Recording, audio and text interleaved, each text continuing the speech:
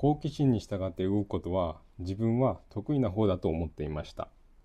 でも最近一つ気づいたことがあります。自分はやりたいという気持ちには従えていました。でもなんか違うという気持ちには従えていませんでした。この2つは似ているようで全然違うものでした。今回はその話をします。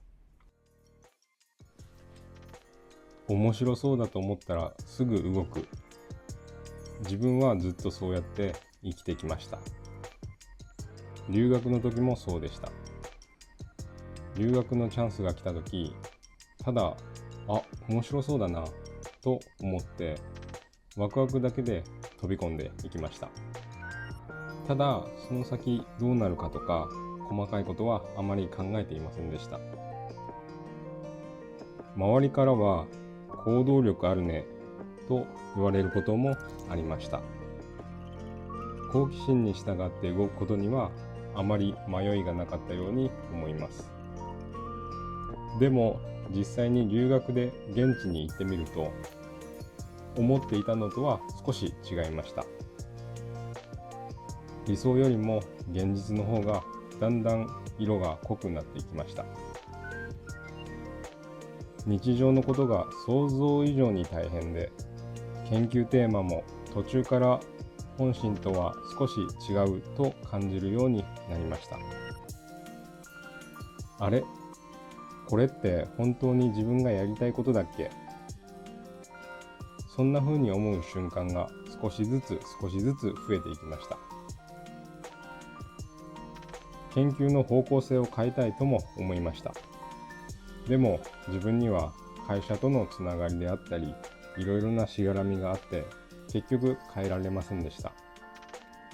ここまで来たんだから歯を食いしばってやりきろう、そう自分に言い聞かせてそのまま走り続けました。一方で留学先の現地には、自分に合わないと分かったらあっさり辞めていく人たちもいました。最初は正直理解ができませんでした。ここまで来たのにそんなに簡単に辞めるの？そんな風に思っていました。でもしばらくして少しずつ自分の気持ちが変わってきました。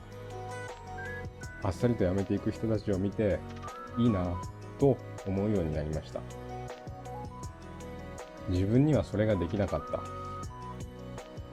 本心とずれていると分かっていても行動に移せなかった。あの時の苦しさは今振り返ると少しだけ理由が分かった気がします。好奇心で突っ走った先で違和感を置き去りにしていた。なんとなく引っかかるものがあっても立ち止まるより前に進むことを選んでいました。それをどう捉えたらいいのか当時の私はよく分かりませんでした。そんな時たまたま読んだ漫画の中にこんな言葉がありました。疑いながら進んで、信じながら戻って。この言葉を見た時、自分の中にあった感覚が少しだけ言葉になった気がしました。進む力がなくなったわけではありません。ただ違和感を無視して走り続けることが少しだけできなくなった。それだけなのかもしれません。止まることは逃げじゃないのかもしれません。進むことも必ずしも前進とは限らない。今は好奇心だけではなくて違和感の方も大事にしようと思っています。進むことと戻ることの間で自分の歩幅を探していく。